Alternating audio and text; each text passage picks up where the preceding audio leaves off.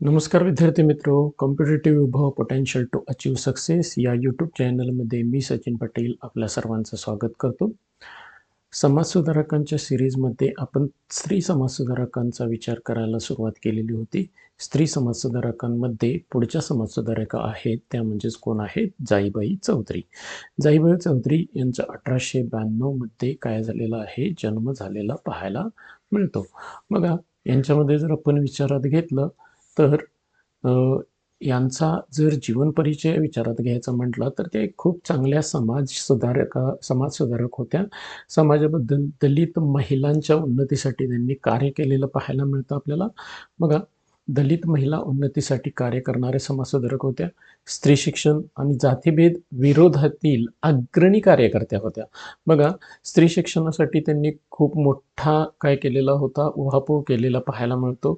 जन्म त्यांचा 1892मध्ये उमरखेड या ठिकाणी झालेला पाहायला मिळतो. त्याच्यानंतर 1896मध्ये दुष्काळामुळे नागपुरामधून त्यांचं स्थलांतर झालं आणि हे स्थलांतरच सामाजिक बदलाचा एक महत्त्वाचा घटक ठरलं.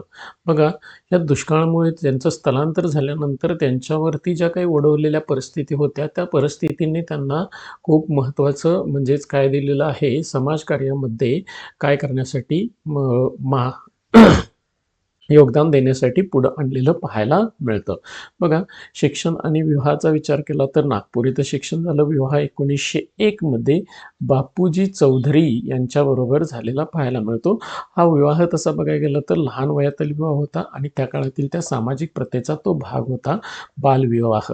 तर त्यानंतर त्यांनी एक आर्थिक संघर्षांना म्हणजेच आर्थिक संघर्ष करावा लागला. अत्यंत हलाखीच्या आर्थिक परिस्थितीमध्ये त्यांनी हमाली कामसुद्धा केलं आहे आणि हमाली काम करून आपली उपजीविका केलेली पाहायला मिळते. त्याच्यानंतर शिक्षणाची आणि शिक्षकाची नोकरी आणि त्याच्यामध्ये सुद्धा त्यांना भेदभावाला काय द्यावं लागलं? तोंड द्यावं लागलं. तर याच्यामध्ये शिक्षिकेची नोकरी मिळवण्यासाठी त्यांना मदत केलेली होती ती मिस ग्रेगरी यांनी केलेली होती आणि शाळेत शिक्षिकेची नोकरी मिळाली. परंतु ती नोकरी मिळाल्यानंतर त्यांनी शिक्षणाचं कार्य तर चालू केलं, शिक्षिकेचं कार्य चालू केलं, शिकवण्याचं कार्य चालू केलं, परंतु अस्पृश्य असल्यामुळं त्यांना विरोध करण्यात आला. बघा, आणि स्पृश्य पालकांनी त्यांच्यावरती बहिष्कार टाकला आणि ह्या बहिष्कारामुळंच त्यांना आपली नोकरी काय करावी लागली? सोडावी लागली. शेवटी त्यांनी नोकरी काय केलेली होती? सोडून दिलेली पाहायला मिळते.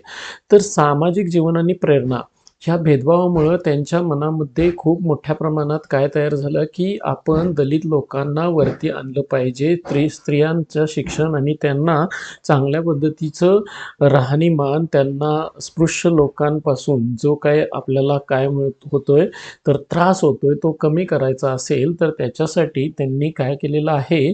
तर ह्या भेदभावामुळेच त्यांनी समाजकार्यामध्ये काय केलेलं आहे? पाय टाकलेला पाहायला मिळतो. आणि त्यांचा उद्देश काय होता बघा? अस्पृश्य महिलांचे उत्थान करणं आणि जाती प्रथा निर्मूलन याच्यासाठी त्यांनी खूप मोठ्या प्रमाणात योगदान दिलेलं पाहायला मिळतं. बघा, शैक्षणिक कार्य 1922मध्ये जर त्यांनी संत चोखामेळा गर्ल्स हायस्कूलची स्थापना केली आणि विदर्भामध्ये रात्रशाळा सुरू करणाऱ्या त्या महिला होत्या. तर बघा, 1922मध्ये संत चोखामेळा गर्ल्स हायस्कूल चालू करणारी कोण होत्या? तर त्या आपल्याला काय बघायला मिळतात? चौधरीबाई बघायला मिळतात. त्याच्यानंतर बघा, स्त्री शिक्षणात दलित महिलांचा सहभाग वाढविला. बघा, दलित महिलांचा सहभाग वाढवण्यासाठी त्यांनी खूप मोठं कार्य केलेलं पाहायला मिळतं. तर बघा, या जाईबाई चौधरी ज्या आहेत त्या परिषदेतले आणि त्यांचं नेतृत्व जर बघितलं तर ऑगस्ट 1930मध्ये प्रथम दलित महिला संमेलन भरलं. त्यावेळी त्याच्या त्या स्वागताध्यक्षा होत्या.